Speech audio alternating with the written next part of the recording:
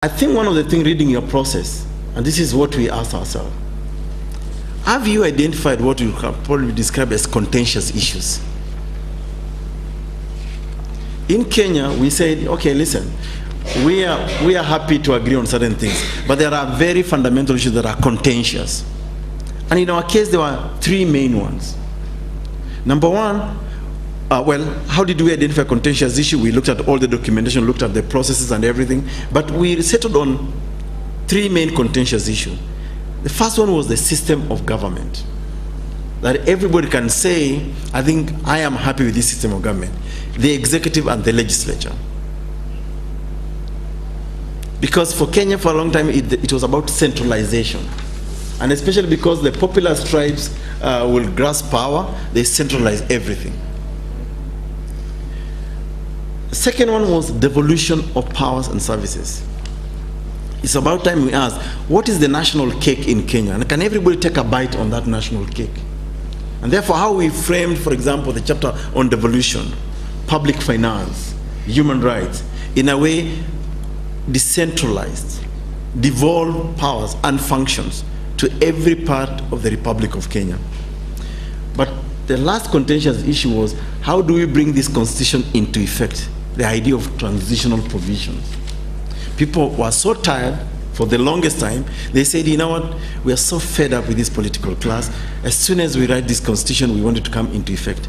But you have to be careful, because you may want to bring in order by ushering new disorder. For example, Kenyans wanted all the judiciary sacked, completely sent home. Pack and go, we are tired of you. But we cleverly managed to negotiate a vetting process of all judges and magistrates, because for the longest time in Kenya, it was, if I can buy a judge, why do I need to hire a lawyer? Probably, I don't know, that's different in Egypt. But I mean, in Kenya, that was a really big issue for us. And of course, there were additional issues and stuff like that. And then yes, 2 minutes and I'm done. I know that feeling. Yes. So, but now, I think this is probably one of the most important part of it, is we ask, after identifying the contentious issue, then how did we resolve them? And this is the question of people's participation in the constitution-making process. A couple of things, we asked the public for their views. How do you think we can resolve the issue of system of governance? We had thematic consultation, we had sectoral consultation, we had experts engagement, we had our own internal negotiation. Now, I just want to quickly go through how we tamed the executive, so that I can show you that our process resulted in certain articles that tamed the executive. And this, for example, include the following. We ask ourselves, decide how you want to treat power exercised by the executive, legislature, and the judiciary.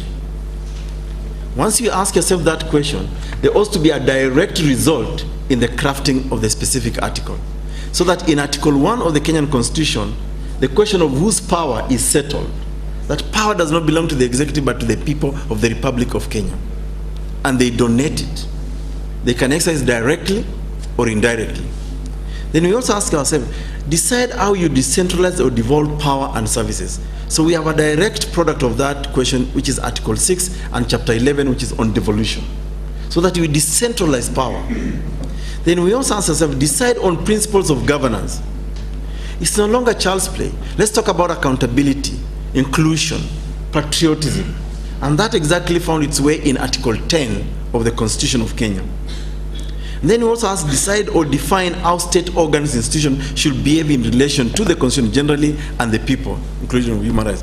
So that the point Jörg was making earlier, that every institution or organ must be bound by the Constitution, national values and principles of governance, and by human rights principles. He gave examples of how the police, there's inconsistency between the police, the military, and other people. So everybody is bound. Judicial authority now, we say, derives from the people of Kenya. So that even the judiciary is actually bound by this constitution, including, of course, provisions about the supremacy of the law. What about government? We ask ourselves this question. What should be the national face of the national executive? Because of the issue Jörg spoke about, which is really diversity, In Kenya, we have many tribes, about 42 ethnic communities. So what we said, the national executive must reflect the ethnic and regional diversity of the peoples of Kenya. And we restricted the size of cabinet to maximum of 22 cabinet secretaries or ministers. And therefore, we said you must be able to look across. When you look at the national executive, we say there are at least as many tribes as possible. You cannot longer have only one type of tribe. We had provisions like recall clause, that if you are a representative and you're going to parliament to just slumber in parliament, we will recall you and fire you. You know, I could say, talk on and on about many provisions. The question of independent commissions. It's not enough to have an elaborate chapter on human rights. In Kenya, what we have done, we have said, as a Human Rights Commission, you must report to us annually how you are realizing human rights. So in our chapter, we said, let's not talk about progressive realization of human rights anymore. This is language in the 1960s, 1966, when the Convention on Economic, Social, and Cultural Rights were enacted. And we ratified them in 1972. So in the context of Kenya, we said it's not enough. Now let's talk about the right to food, the right to health, the right to adequate water. Let the state come and say, I do not have enough resources to give you water and housing and food. But it's a right. And we've moved from the idea of progressive realization, because I think that right was excusing the state every so often. Now, I do not see that in your constitution. Perhaps it's something you could borrow from us. Now, finally, and I just want to say this generally, there are two lessons in terms of conclusion that you can borrow from on our part. We concentrated so much on writing the constitution for Kenya, we actually forgot about the implementation part of it. So I think as you write your constitution, think about what it means to implement that constitution, including the cost of implementing the constitution. Have you ever thought about costing your constitution? The structures of government, for example, the cost of the various institutions. So think about that, but also think about the kind of litigation that can come after that. Just to give you an example, when we say that we want a renewed judiciary in Kenya, one of the articles read that the decision of the vetting board, which is a creature of the constitution, shall not be questioned or subject to review by any court. Now, I was lucky enough to defend the vetting board in Kenya, which was interviewing the judges afresh. But when we went to the High Court in Kenya, the High Court said we have original supervisory jurisdiction over any body. And this is a direct ouster provision from the Constitution, not statute. So you'll expect litigation, and I think I'll stop here so that I can have maybe some discussion. Yeah.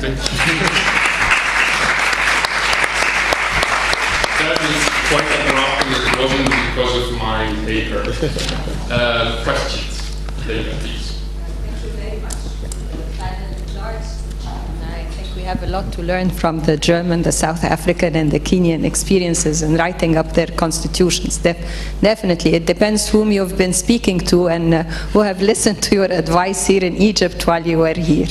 A simple question about the process of organizing a referendum. Here in Egypt, it's always been an issue because of the high rate of illiteracy and people not understanding what the Constitution is all about. Mm-hmm. But they've been manipulated one way or another to either say yes or no to the Constitution without really understanding what it's all about. So what was the process implemented in Kenya with the 42 ethnic tribes and the complexity of dealing with such diversity? Yeah. Thank you once again. Can I respond to that? Okay, first of all, actually that goes into the first question that I started, the design of the constitution making process itself. Now in Kenya, there were timelines. Civic education was part of the constitution making process. It's not just about the writing. So this is where, as the committee of experts, we had to forge partnerships with civil society groups, NGOs, international organizations to organize civic education. So it's not about just a vibrant civic education, it's also about how do you ensure people participate, they know what's going on. You know, so that was part of the process alongside the writing of the constitution. We were writing the constitution at the same time, but we are also giving updates. For example, simple things like we published our timetable. That by due date we'll have completed this draft. The public will has 30 days. You're laughing. Is that okay?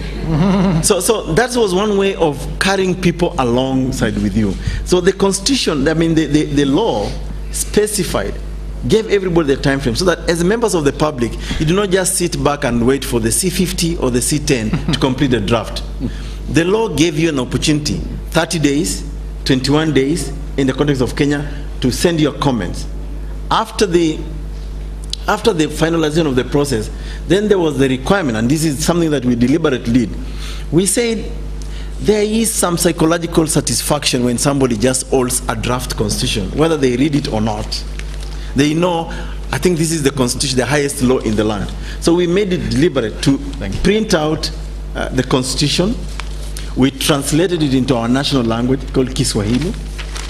And we went into radio programs, TV. We worked with community-based organization. So we looked at the constitution making process holistically.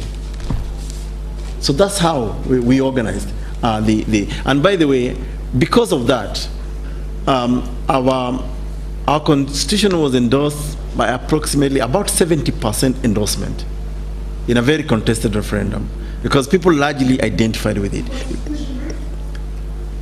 It was about, I think about 80%. Yes.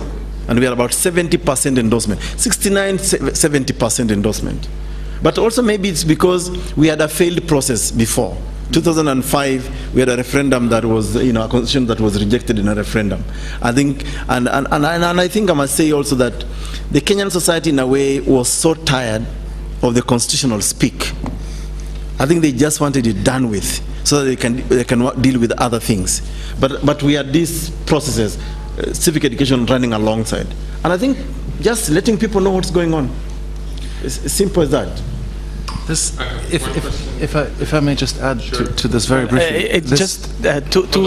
Sorry. This is such an interesting debate. Don't get me going. But today, Monday, November 11, 2013, the Egyptian Gazette, for what it's worth, has on page 2 the following headline: Egyptians debate whether the uneducated should vote.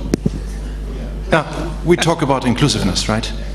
The Egyptians debate whether the uneducated should vote. A headline like this would have caused in South Africa in 1993 a second revolution. That would have been the end of it. This would have been the end of it. You can't have a discussion. You need to find ways to bring your message to the uneducated. That is your job.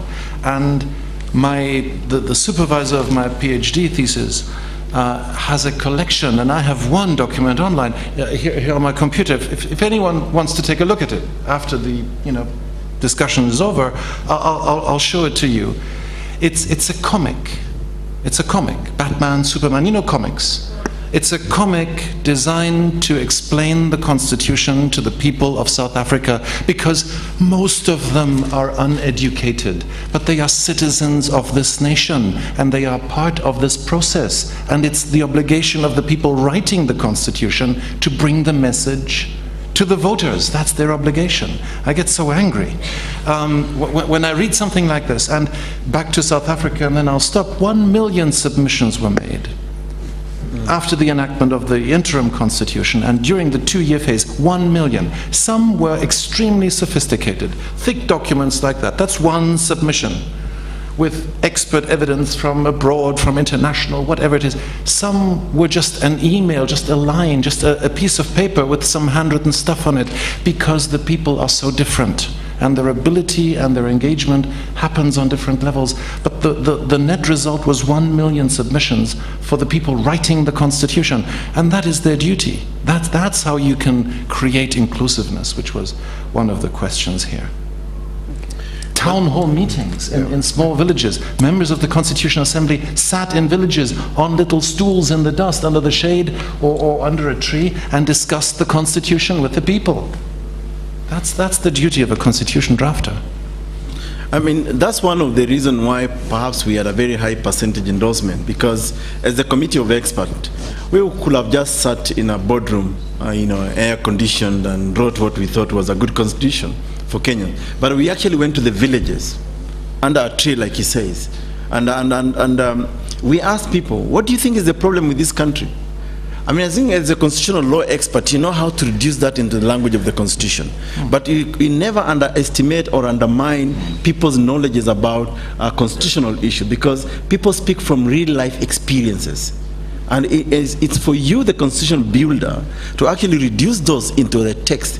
Because at the end of the day, as we all know, a mere reading of a constitutional document ought to really be about the people of that country, in both their political, social, and cultural aspirations.